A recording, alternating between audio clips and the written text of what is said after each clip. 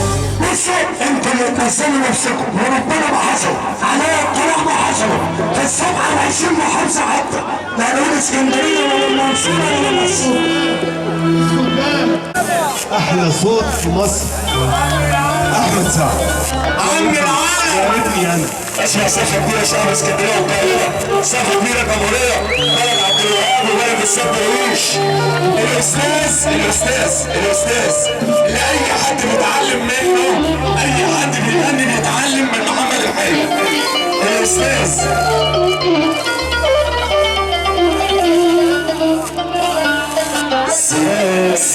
سي